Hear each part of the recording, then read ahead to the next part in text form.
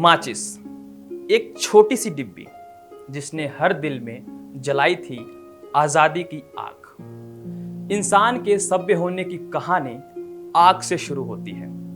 पाषाण काल यानी पत्थर युग में घर्षण से पैदा की जाने वाली आग विज्ञान और सभ्यता के विकास के साथ साथ माचिस के शक्ल में घर घर पहुंचा।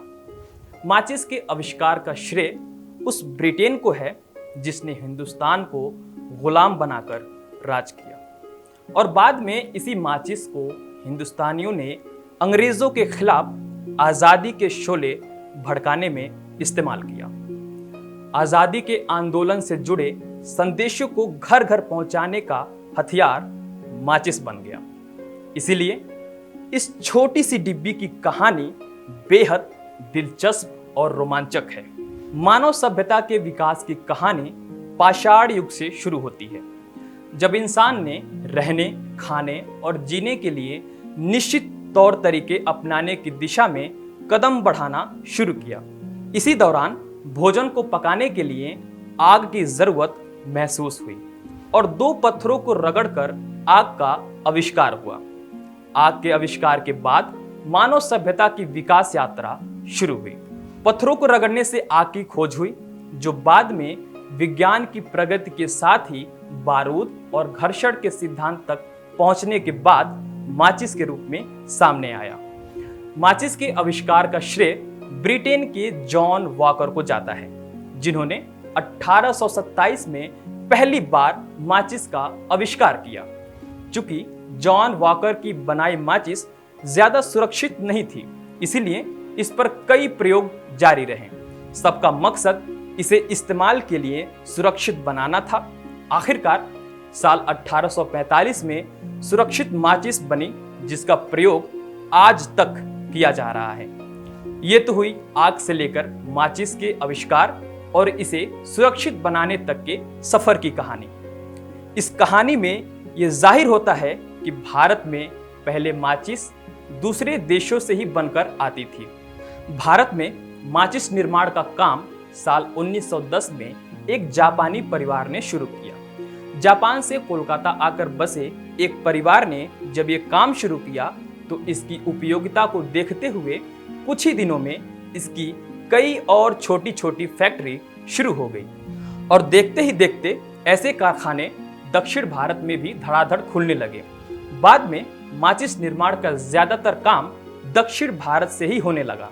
साल 1927 में तमिलनाडु के शिवकाशी में पहली बार स्वदेशी माचिस निर्माण का काम शुरू हुआ। आज भी शिवकाशी को माचिस उत्पादन के लिए जाना जाता है। जब भारत में माचिस निर्माण का काम शुरू हुआ तब यहाँ अंग्रेजों का शासन था। अंग्रेजों की ज्यादती से परेशान देशभक्त गुलामी की जंजीरों को तोड़ फेंकने के लिए जगह जगह आंदोलन कर रहे थे। ऐसे लोगों को देशवासियों को जगाने और उन तक अपना संदेश पहुंचाने में कई तरह की परेशानियों का सामना करना पड़ता था।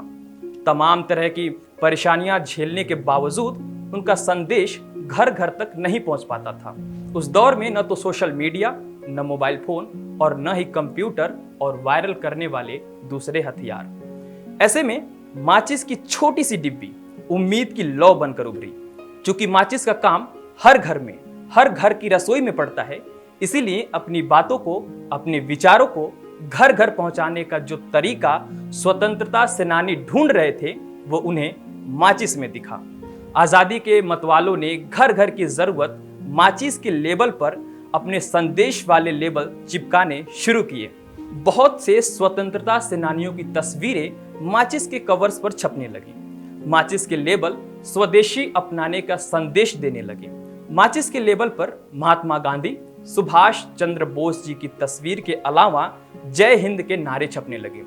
जाहिर है माचिस की डिब्बी आजादी के आंदोलन को फैलने में हथियार का काम करने लगी। आजादी मिलने के बाद माचिस पर ज्यादातर तिरंगे, भारत के नक्शे और अशोक चक्र का काफी ज्यादा इस्तेमाल हुआ। फिर जैसे जैसे देश आधुनिकता की ओर बढ़ने लगा तो माचिस के लेबल भी उसी हिसाब से बदलने लगे। माचिस की डिब्बी आजादी के आंदोलन से लेकर संस्कृति और सभ्यता के विकास की कहानी भी कहती है। पुरानी चीजों को संभाल कर रखने वाले कई लोग अपने इस शौक की वजह से तमाम दौर के माचिस की डिब्बी भी जमा करते हैं। चूंकि भारत में भी माचिस की डिब्बी का इस्तेमाल चूल्हा जलाने से लेकर आजादी के आंदोलन के संदेश फैलाने के लिए भी हुआ, इसीलिए बाजार के दौर में विज्ञापन कंपनियों ने कई तरह के उत्पादों के प्रचार के लिए भी माचिस की इसी डिब्बी का इस्तेमाल किया। यही नहीं, एक दौर में कई महत्वपूर्ण घटनाओं के बारे में भी माचिस के लेबल से जानकारी दी जाती थी। जैसे एक माचिस कंपनी ने साल 1931 में आई भारत की पहली बोलती फिल्म आलम आरा के पोस्टर के साथ साथ उसी साल हुए गांधी इरविन समझौते पर लेबल डिजाइन किया। बाद में फिल्मी हस्तियों से लेकर छोटी बड़ी कंपनियों के विज्ञापन भी इन्हीं पर दिखने लगे। आज भी अगर माचिस के कवर्स को देखें तो आपको समझ में आएगा कि कैसे समाज में घट रही घटनाओं से प्रेरित होकर इसके लेबल डिजाइन हो रहे हैं। आज के लाइटर युग में भले ही माचिस की मांग में कमी आ चुकी हो, लेकिन इसकी उपयोगिता खत्म नहीं हुई।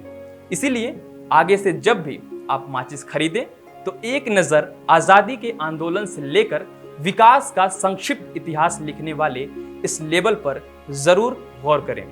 हो सकता है माचिस की ये डिब्बी आपको वो कह जाए जिसके बारे में आपको सोचने समझने का मौका ना मिला हो। अगर आप भी हमारे साथ जुड़कर इतिहास के पन्नों को आगे भी पलटना चाहते हैं तो हमारे चैनल को सब्सक्राइब करें और इस वीडियो को ज्यादा से ज्यादा लोगों तक शेयर जरूर करें। धन्यवाद।